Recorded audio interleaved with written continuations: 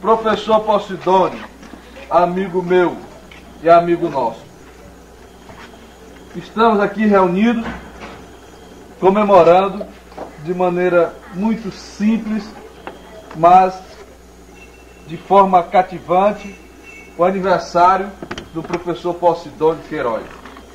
E gostaria que todos me permitissem, para que eu faça um mergulho no tempo e no espaço, para me lembrar das minhas ligações com o professor Posidônio.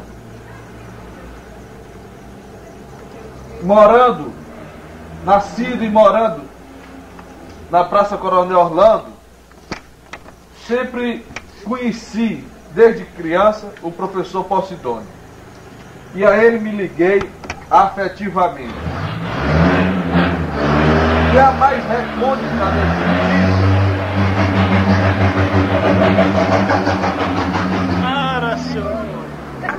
e a mais longínqua notícia, lembrança que eu tenho do professor Posidônio, é que ele gostava de soltar, na época de São João, muitos foguetes e traques. E eu, como menino, andava pela casa dele e ele nunca esquecia de distribuir comigo, como para todos os outros meninos que por ali ficavam, alguns traques também para a gente soltar. Era uma maneira muito simples, muito amiga, que ele tinha essa lembrança para conosco. Outro dado que muito me marcou foi num show na Pernambucana, quando um cidadão fez uma pergunta: quem era o homem que teve 1000 mulheres? Não. Quantas mulheres teve o rei Salomão? Pois é. Quantas mulheres? Ele não disse que era 1000. Quantas mulheres teve o rei Salomão? Exatamente. A memória de Pocinho não falha, né? Não, eu não tenho, doutor Expedito disse que eu tenho memória de computador. Eu não tenho essa memória como o doutor Expedito disse. Mas eu me lembro, nós estávamos lá na esquina. Tá aqui uma camisa, tritoline, não foi? Foi. Para quem dissesse quantas mulheres tinha o rei Salomão. Pois bem, eu sabia dessa informação, mas não tinha certeza. E fui falar com o Pocinho, e Pocinho me deu uma informação precisa. E eu fui lá e ganhei o prêmio. Ele corre a ganhar aquele prêmio. A gente Salomão tinha 1000 mulheres. Mas com um detalhe. Quando Gil voltou, ela voltou com a camisa. Interessante é que no outro dia Pocinho foi me parabenizar e aquela maneira bem cativante. Portanto, desde aquela época, a gente marcou a nossa amizade. Vem a adolescência também sempre admirando o professor. E já me sinto adulto e por isso mesmo está sendo solidificada a nossa amizade pelas palestras, todo dia que a gente tem quando eu frequento a sua casa e seu escritório. Eu soube hoje, quando eu cheguei, que ele disse que estava faltando uma pessoa. Foi. Disse que aqui não está bom. Eu perguntei a Rita, ele disse, não, mas ele vem. E essa pessoa seria eu. Olha, isto não está boa. Isto é uma coisa que muito me marca, que muito me aproxima ao professor. É uma largueza de generosidade do professor para comigo. Mas eu diria mais um pouco, professor. Está faltando aqui nessa reunião tantos outros seus amigos, mais um que eu estou chamando a atenção pela sua falta. É uma testemunha que todos os dias está nos ouvindo, está ali atento, dando guarda ao senhor. Ele está por aqui, rapaz. Cadê o cachorro, professor?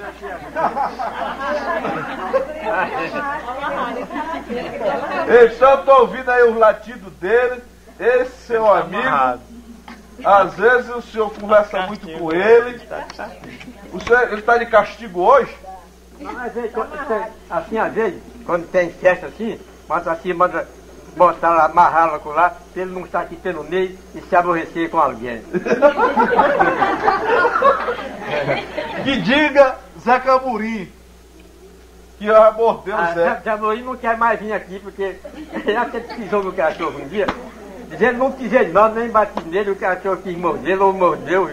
Ele já mordeu 3 vezes, uma das vezes eu tive que ir acordar, tinha um pé inchado, mas eu pisei nele, à noite eu não vi, não foi porque foi para de avisar não, porque ele não entendeu, viu? Depois tu bota. Então, o senhor teve para comigo, também todos os amigos do senhor que aqui se faz presente, o senhor tem também demonstrado essa amabilidade com todos, e com tantos outros, centenas de outras pessoas com quem o senhor já travou relações. Como essas pessoas se sentem bem porque o senhor é bom. Por isso, professor, todos nós o reverenciamos por causa da sua bondade, da sua franqueza, da sua amizade, da sua mansidão carismática do Nazareno, tomando de empréstimo a palavra do doutor Expedito. Também por todas as coisas boas que hoje o senhor já fez à nossa terra de Oeiras, que Oeiras, todos nós nunca podemos ser gratos ao senhor pelo tanto que já fez pela nossa cidade, de maneira cívica, de maneira elevada, não cobrando, como o senhor já tem dito, nem sequer um agradecimento. Então, professor, nós estamos aqui e temos certeza de que seu exemplo valeu a pena a sua vida, valeu a pena o senhor estar vivo, dando-nos essa alegria de confraternizar neste momento. Muito obrigado. Eu quero agradecer essa reunião. Relativamente a essa amizade que eu tenho com o cachorrinho, eu já disse para Bill, olha Bill, o cachorro é um grande amigo do homem. Eu tenho guardado para ele, que ele já disse, sei onde está, um discurso de um general, chefe de polícia no México, diante do túmulo de um cachorro. Essas coisas que a gente lê, a gente fica emocionado. Quem conhece a história antiga sabe que no tempo da guerra de Troia, aquele Ulisses que foi um príncipe guerreiro, o maior dos guerreiros, o mais importante da guerra de Troia, Ulisses passou 20 anos perdido. Os deuses, segundo conta a mitologia, e eu estou satisfeito, porque eu gosto um pouco de mitologia, e Bill me disse que o juiz de direito de Campinas gosta muito de mitologia. E ele vem por aqui para conversar com a gente. Pois bem, então, os deuses da mitologia falam que Ulisses foi perseguido por todos aqueles deuses que eram contrários a ele, Ulisses. Mas ele tinha um cachorro, ele passou 20 anos perdido no mar, esteve preso na ilha de Ogígia, aquela deusa que o prendeu na ilha de Ogígia, passou com ele 7 anos, foi preciso Júpiter, os deuses mandar ordem para ela soltar o herói. Aquela outra deusa, Circe, que o doutor Benedito Tati fala, um dos seus sonetos, também por ele se namorou e prendeu-o. Ele esteve numa ilha onde havia uns gigantes que davam a planta para o sujeito comer o lótus. E aquele que comia lótus se esquecia da pátria, se esquecia da mulher, da família, de tudo. Mas ele foi vencendo todas essas dificuldades e voltou à terra dele. E quando ele voltou, o cachorro ainda o conheceu e lambeu-lhe os pés amigavelmente. Meus caros amigos, eu não sei como agradecer essa generosidade brotada do coração de todos nessa manifestação tão amiga. Tivemos essa parte musical. parte musical. Dizem os entendidos que a música é mais velha do que a palavra. Antes de haver a palavra, já havia música. Eu não sei.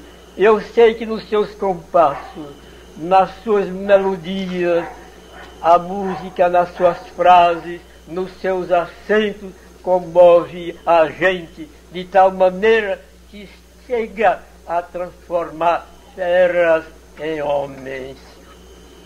A história sagrada nos fala que Saul, o primeiro rei de Israel, tinha momentos que ele se transformava em bicho, quase que falando, quase que a baba lhe vinha sanguenta. E naquele momento, Saul não se incomodava de com aquela lança fixar um dos seus amigos na parede. Era preciso que viesse a música para abrandá-lo.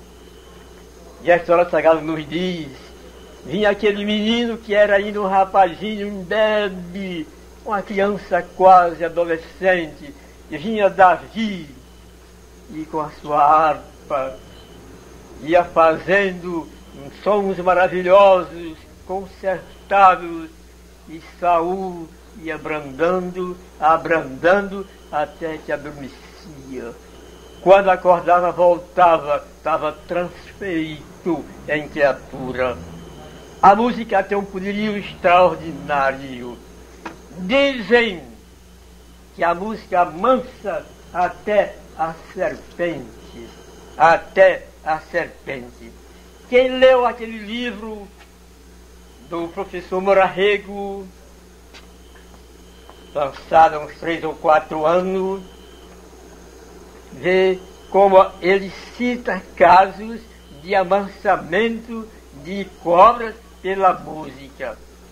E diz uma coisa interessante, é que para muitos, notas fora da pauta é o título do livro, é que para muitos a cobra é surda. Eu não sei se a cobra é surda. Ele tem uma passagem que ele diz que a cobra veio atraída pela música. Parece que a cobra não é surda. Se ela veio atraída, ouviu. A dona Filó Carvalho foi professora aqui de muita gente, inclusive da minha irmã Maria Queiroz, inclusive de dona Salomé Tapiti. Ela teve uma escola, tinha muitos alunos. Ela morou algum tempo em Teresina. Quando ela veio passar aqui uma temporada, eu convidei músicos, fui a muitas pessoas. Eu queria levar uma orquestra para homenagem a ela, como de fato eu levei. Pedi até a dona Salomé, estou dizendo, perdoe, mas me permita que eu diga, que ele soube que eu estava sem querer ir. Mas a dona Salomé convenceu que ela devia ir, ouviu? Ela devia ir, era uma homenagem à dona Filó Carvalho. E ela contou para nós, tinha lá na sala um buraco, e ela contou para nós que um dia, lá com as alunas tocando, quando uma cobra vinha saindo, já vinha um grande pedaço fora do buraco. A cobra veio atraída pela música. Tivemos aqui um flautista, Ditinho de Frade, que me contou, era menino, mas ele me contava que lá no saco, uma noite ele tocando flauta, deitado na rede, olhou para cima, tinha uma cobra enrolada, grande parte, assim, a atitude de quem estava ouvindo. Eu li uma página, o maior compositor de ópera das duas Américas ainda é considerado Carlos Gomes, Antônio Carlos Gomes. A doutora Ítala Vaz Gomes de Carvalho, filha de Carlos Gomes, escrevia páginas e páginas que eu nunca deixava de ler na antiga revista Cruzeiro. Numa dessas páginas, ela diz o seguinte: um moço francês foi mandado a servir na África. A mulher dele, primeiro prêmio de violino do Conservatório de Paris. E então, um dia, a senhora tocando, noite muito calmosa, calor enorme, e ela estava vestida apenas com as espáduas nuas, e tocando violino. Por causa do calor, deixou a janela que botava para o jardim aberta. Daí a pouco ela viu tocando, uma cobra veio, entrou para o jardim. Ela estava diante do piano polido, fazia que a sombra, qualquer sombra, se verificava muito bem, e ela viu aquela sombra. Ela estava com a partitura aberta, era a cobra. Ao sabor do ritmo da música, a cobra se movimentava. A moça ficou pálida de espanto, teve um valor da morte, um frio invadiu-lhe a testa, porque ela tinha que tocar. Porque se ela interrompesse a música, podia interromper o encanto e a cobra poderia mordê-la na espádua. O que fazer? A casa cheia de imóveis. Ela então tentou uma coisa, ver se aquela cobra poderia sair. Ela queria tocar e mandar-se no rumo do jardim para ver se podia, num movimento qualquer, jogar a cobra lá fora e fechar a porta. E vai. Ela fez um movimento para cima da cobra e a cobra afastou-se. Ela foi tocando e a cobra foi afastando, e ela dando no rumo da cobra e a cobra se afastando. Mas quando chega lá na porta, outra cobra. A companheira sentiu falta da companheira e veio, e estavam as duas. Movimento enorme. Situação dificílima. Sucede que naquele dia um irmão dela tinha ido visitar o casal. E ela dirigiu-se do rumo do quarto do irmão. O irmão dormia, mas um violino não é instrumento para despertar sono, mas para fazer dormir-se mais ainda. É o rei dos instrumentos, como dizia Boileau. Não há instrumento, o mais difícil, Benedito Tati disse, resume a quintessência do som. E o poeta Boileau, o mais difícil dos instrumentos. Então ela começou a tocar, rodeando a cama do irmão, tocando para ver se despertava. Mas o moço fazia de aferrar-se mais no sono. Mas a música já não era uma música, era um grito angustioso e implorativo de socorro. Um quarto vizinho, o marido dela ouviu aquilo, a pedaço que ele via aquela música, que era uma música, uma nênia, mas uma nênia que não era comovente, era implorativa. Ele viu que algo estava acontecendo demais, ou de maior. Pegou uma espingarda e vem de lá. Quando ele chegou, viu a ânsia da esposa, prestes a cair, quase desfalecente. E as cobras já estavam no movimento doido. Mas ele esperava que elas fizessem um movimento rítmico em que as cabeças se emparelhassem. No momento as cabeças se emparelharam e ele deu um tiro, cortou as duas cabeças. O moço acordou e ele e o cunhado desenlaçaram, porque as cabeças foram desbagaçadas, mas as cobras enlaçaram o corpo da moça com força terrível. Podiam até jugular, podiam matar. E eles tiraram a moça jovem das mãos da cobra. Ítala Vaz Gomes de Carvalho, numa página admirável, conta isso. Logo, a cobra não é surda. Em notas fora da pauta, o professor Morarrego, que era grande violinista da Academia Piauiense de Letras, durante muito tempo ele sacudiu a vida musical e artística de Teresina. Morarrego conta, isso se deu, não sei se foi no Maranhão. A cobra veio atraída pela música. Logo, toda cobra não é surda.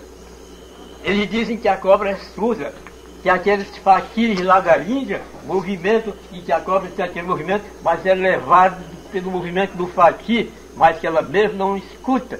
É que dizem alguns, e eu, porém, não creio. Meus amigos, esta sessão foi magnífica. Cantou-se aqui muita coisa bonita. Eu não sei distinguir, eu quero distinguir apenas uma, porque escrita por um grande clássico. Tasquinha trouxe na música da Serenata de Schubert alguma coisa. E é muito bonita a Serenata de Schubert. Quem sabe aquela música dá a gente a impressão de soluços interiores. A gente tem vontade de derramar lágrimas. Quem conhece a história, como foi escrita aquela música. Schubert, um grande músico, infeliz, como infeliz foi Carlos Gomes, foram todos grandes compositores. Wagner só não foi infeliz porque encontrou uma mulher que o salvou. Já houve quem dissesse, isso um dia eu conversei com o desembargador Vidal, uma perspectiva com ele, e afloramos isso, que nenhum grande homem conseguiu grandes coisas sem um coração de mulher. Wagner encontrou uma mulher, Cosima, que o salvou e elevou, e Wagner é um dos maiores compositores da Alemanha, talvez responsável como Nietzsche pela aquela filosofia de Hitler, de super-homem, querer levar a Alemanha como um povo superior a todos os povos. Talvez levado pela música de Wagner e pela filosofia de Nietzsche. Pois bem, a música desses grandes compositores foi escrita muitas vezes, Ave Maria, chorando, passando fome, vendendo por pedaços de sabão páginas eternas, como se deu com muitos deles. Schubert, levado na sua dificuldade de vida, estava lá numa tasca, caído, bebendo. Uma senhora importante da sociedade, naquele dia, completava anos. Os amigos iam fazer uma festa. Um dos mais importantes procura Schubert. Diz: maestro, a senhora fulana de tal completa anos hoje e nós vamos fazer uma recepção a ela, organizar em casa dela. Escreva uma página aqui em homenagem a ela. Ele insistiu com Schubert, bebaço, pegou o papel e escreveu alguma coisa. Escreveu e disse: aí, eu que de melhor não posso fazer nada melhor do que isso agora não. Ele estava meio bêbado. E o amigo da senhora pediu a ele que comparecesse à noite. Fosse à noite a festa, a recepção. Ele prometeu.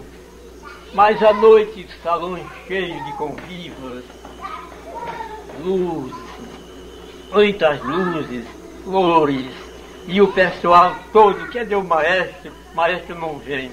Mandaram atrás de Schubert e o encontraram ainda lá no porão de um bar, bebendo. Mas ele foi assim mesmo, foi levado. Lá abriram a música perante Schubert. Schubert olhou e começou a dedilhar. Começou a tocar. Era essa celedérrima serenata. Daí a pouco Schubert começou a chorar. Diz: eu não sabia que havia escrito coisa tão linda. A serenata de Schubert. Quando era menino, eu me comprazia aos domingos e eu ouvia aquilo do velho Pedro Antunes. E o dia Mário me lembrou isso, Mário e outros, nós íamos, pagávamos lá. Ele tinha muitos discos de flauta que pertenceram a João Rego, e entre esses discos estava lá a serenata de Schubert, executada pelo mago da flauta, que foi o maestro Patato Silva. Coisa admirável. Ainda hoje eu sinto arrepio. Eu toquei serenata de Schubert muitas vezes em serenata. Olha o cachorrinho chegando. Serenata de Schubert, muitas vezes. Mas a flauta de Patap Silva ria, cantava, falava, chorava, soluçava. Era uma coisa admirável. Foi a Patap Silva, o grande músico que morreu envenenado. O autor do hino de Oeiras, o maestro Dionísio, conversando comigo um dia, eu falo que o Patap Silva, ele disse lá no Rio também, nós temos muita gente essa impressão de que ele morreu envenenado. 20 e poucos anos. Ele vinha dar um concerto aí no Amazonas, no Pará, no Manaus, não sei onde. Por aí, o homem, ou lá para o sul, não sei bem. Por aí, ele morreu lá no hotel, botaram uma comida qualquer, Patap Silva foi envenenado. Uma flauta admirável. Uma flauta admirável. E de Patap conta-se o seguinte, Patap procurou o Conservatório Nacional de Música. A mãe dele tinha vários filhos, todos músicos. E se dizia, essa mulher tem um ventre musical. Patap tocava sua flautinha, flauta pequena, quase uma flautinha de bambu, como eles diziam, e ele procurou o professor da escola de flauta do conservatório, cujo nome me escapa agora. E esse professor foi depois diretor do conservatório de música. E o cidadão democraticamente, pois não, né? E Patap, traga sua flautinha. Patap queria tomá-lo como professor. Quando Patap desenrolou a flauta de um pedaço de jornal, diz a obra que eu li, A Vida de Patap, o professor riu, mas riu muito a ruim aquela flauta velha, mas Patap executou para ele as músicas que trazia e executou as músicas que ele gostou. E o professor quase se assombra. Tomou Patap como discípulo e Patap foi uma... Eu não sei que nós temos flautas lá. Para mim, Dr. Vitor dizia que Guilherme Junqueiro era o maior poeta do mundo.